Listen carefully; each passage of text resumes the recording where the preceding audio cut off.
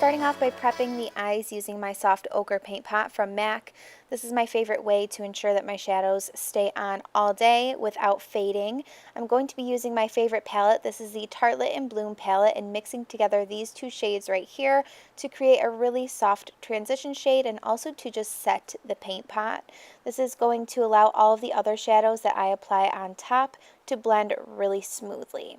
So I just like to pat this from the crease upwards, and then I take a little bit more on my brush and also set the entire lid area as well.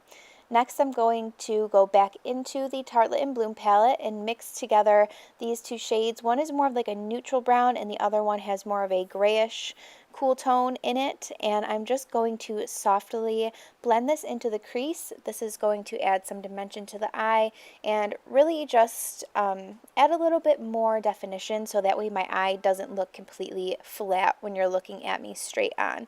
Now I'm just taking an even more defined blending brush and just going directly into the crease to just deepen it up the slightest bit.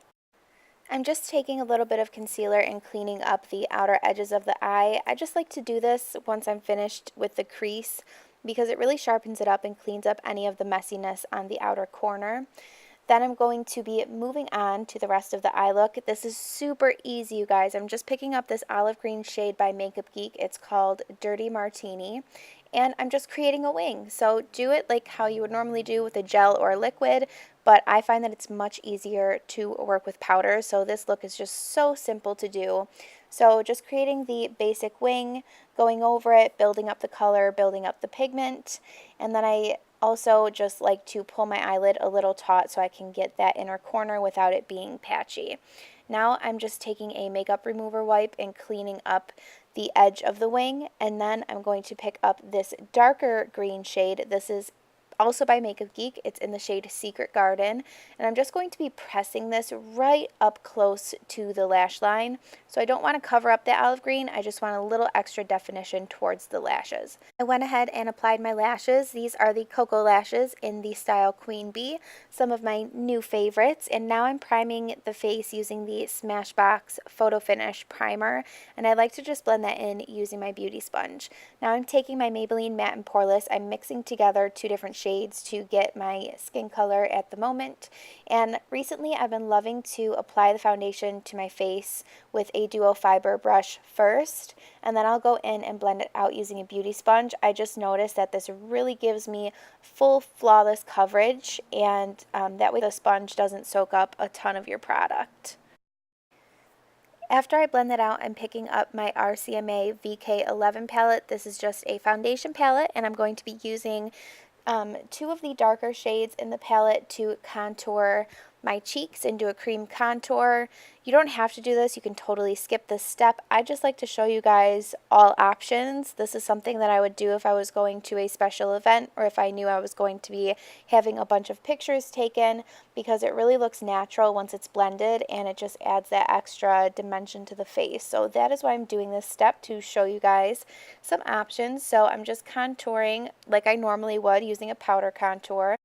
And then of course I just make sure that I blend everything out, and I do not stop blending until everything is very, very seamless, because you don't want any harsh lines on your face. It just will look very unnatural and really noticeable, and we do not want that. So once I'm done blending out the contour, I'm going to be using this Becca Under Eye Brightening corrector, and I just use this on a little precision brush from Sigma, and this really just cancels out the dark circles under the eyes, and it really just looks like it lifts the face. Now I am going to highlight underneath the eyes and on the center of my face as well using the Urban Decay Naked Skin Concealer. This is in the shade Light Warm, and I'm just applying this to all of the areas that I want to highlight. You can see it is a shade or two lighter than my foundation, and this is because we are still creating dimension. That's what all these layers are doing with the contouring and the highlighting. It just really shapes the face, and you'll see at the end what a difference it looks like compared to when there's no makeup on the face. I always make sure to set everywhere that I apply concealer, and really anywhere that I've applied liquid. So I set my entire face, but I use different powders for different areas. For right underneath the eyes, I want something that's very lightweight, so I'm using the RCMA No Color Powder, and you can use your sponge for liquids and powders as well. And I find that if you use a dampened sponge to press powders into the skin, it really just makes the powders melt into your face rather than laying on top of it. So that's what I've been doing recently, and I love how it looks when I'm done with it. So you can see there's a lot of powder on my nose. I do that because I get extra oil on my nose versus the rest of my face. So I just pack a little bit more product on there, let that bake, and then I will swipe it all away. I'm using the Laura Geller face powder to just set the rest of my face, and now I'm taking this Makeup Geek bronzer in the shade Bad Habit to just bronze up the entire face. So basically everywhere that I applied my cream contour, I'm going to be bronzing up the skin with this powder bronzer. And you can see I switched my brushes because I love to take a duo fiber to blend everything out. This is the Morphe 9N palette, I believe. It's a beautiful palette full of neutral blushes. I have not put it down since I bought it. And I'm just mixing together some shades to create a nice neutral color for the cheeks. Picking up an oldie but a goodie, this is my Becca Opal highlighter. I think this might be my favorite highlighter of all time. It's just so gorgeous and complements any makeup look. After highlight, I'm moving back to the eyes. I'm taking this gel pencil liner from Maybelline, and I'm just lining the inner waterline and then also the lower lash line.